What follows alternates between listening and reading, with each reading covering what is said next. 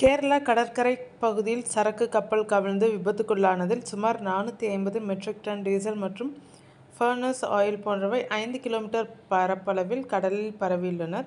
இவை 3-4 நாட்களில் கரையை அடைந்து பெரும் சிக்கலை ஏற்படுத்தும் என கூறப்படுகிறது.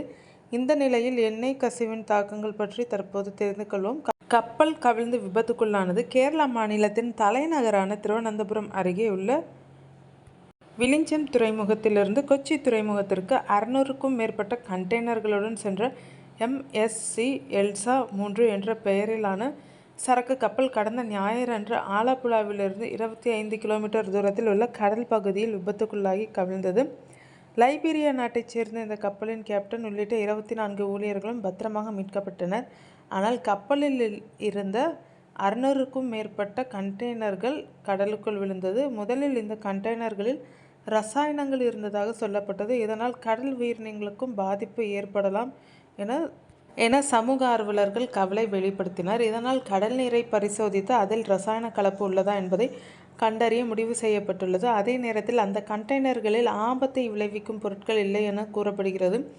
இருந்தபோதிலும் கப்பல் கவிழ்ந்ததன் காரணமாக எண்ணெய் கசிவு ஏற்பட்டுள்ளது. விபத்துக்குள்ளான கப்பலில் 84.44 மெட்ரிக் டன் டீசலும் 367 மெட்ரிக் டன் ஃபர்னஸ் ஆயில் இருந்ததாக இந்திய தேசிய கடல் தகவல் அமைப்பு கூறியுள்ளது. இந்த எண்ணெய் கழிவுகள் தண்ணீரை விட அடர்த்தி குறைவானது என்பதால் கடலின் நீரின் மீது படலமாக மிதக்கிறது. இவை சுமார் 5 கிலோமீட்டர் பரப்பளவில் பரவியுள்ளது. இந்த எண்ணெய் படலம் கடல் சுற்றுச்சூழலுக்கு பேராபத்தை விளைவிக்கும் என்று சுற்றுச்சூழல் ஆர்வலர்கள் அச்சம் தெரிவித்துள்ளனர்.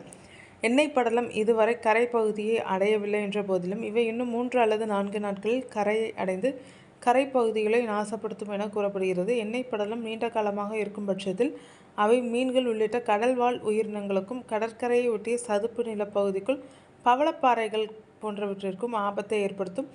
இதனால் மீனவர்களின் வாழ்வாதாரம் கடுமையாக பாதிக்கப்படும். எண்ணெய் படலத்தின் காரணமாக ஆலப்புழா முதல் திருவனந்தபுரம் வரையிலான கடற்கரை பகுதிகள் பாதிக்கப்படலாம் என அஞ்சப்படுகிறது. எனவே தேவையான முன்னெச்சரிக்கை நடவடிக்கைகளை மத்திய மாநில அரசுகள் மேற்கொண்டு வருகின்றனர். எண்ணெய் படலம் கடற்கரையை அடைந்தால் அவற்றை அப்புறப்படுத்த தேவையான நடவடிக்கைகள் தயார் நிலையில் உள்ளனர். இதனிடையே இந்த மிதக்கும் 600க்கும் மேற்பட்ட கண்டெய்னர்களில் 12 கண்டெய்னர்களில் கால்சியம் கார்பைட் எனப்படும் நச்சு ரசாயனம் இருப்பதாகவும் இவை மனிதர்களுக்கும் கடல்வாழ் உயிரினங்களுக்கும் உயிருக்கு ஆபத்தை ஏற்படுத்துவது கூடிய நச்சுத்தன்மை வாய்ந்தவை என சொல்லப்படுகிறது.